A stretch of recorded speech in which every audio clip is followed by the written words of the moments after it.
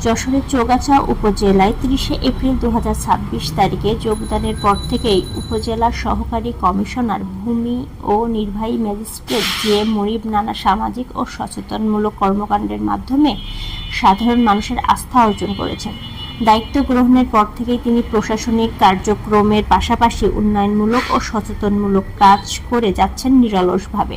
সম্প্রতি চৌগাছার ভূমি সেবা বিষয়ে জনসচেতনতা বাড়াতে সেমিনার ও ভূমি বিষয়ে কুইজ প্রতিযোগিতার আয়োজন করা হয়। সেখানে তিনি ভূমি সেবায় স্বচ্ছতা, দুর্নীতি প্রতিরোধ এবং জনগণের ভোগান্তি কমানোর বিষয়ে গুরুত্বপূর্ণ আলোচনা করেন। শিক্ষার্থী ও সাধারণ মানুষের অংশগ্রহণে অনুষ্ঠানটি প্রাণবন্ত হয়ে ওঠে। এছাড়াও দীর্ঘদিন ধরে চৌগাছার ঐতিহাসিক ব্রিজে নষ্ট হয়ে থাকা লাইটগুলো পুনরায় সচল করার উদ্যোগ গ্রহণ করেন তিনি। এতে রাতের অন্ধকার দূর হওয়ার পাশাপাশি সাধারণ মানুষের চলাচলের নিরাপত্তা বেড়েছে এবং ব্রিজটির সৌন্দর্যও ফিরে এসেছে। মাদক বিরোধী অভিযানেও সক্রিয় ভূমিকা পালন করছেন নির্বাহী ম্যাজিস্ট্রেট জিএম মুনিব। নিয়মিত অভিযান, সচেতনমূলক কার্যক্রম এবং প্রশাসনিক তৎপরতার মাধ্যমে তিনি মাদকের বিরুদ্ধে কঠোর অবস্থান নিয়েছেন। স্থানীয়রা মনে করেছেন তার এমন উদ্যোগ তরুণ সমাজকে মাদকের ভয়াল থাবা থেকে রক্ষা করতে সহায়ক হবে।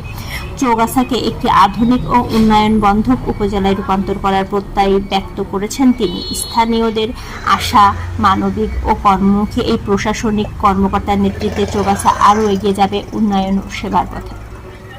এই লাইটগুলো অনেকদিন ধরে বন্ধ ছিল, এখন জ্বলছে, এতে আমাদের অনেকটাই ভালো হয়েছে। চৌগাছা ব্রিজের পরে লাইটগুলো আগে জ্বলতো না, কিন্তু এখন জ্বলে, রেগুলারই জ্বলে।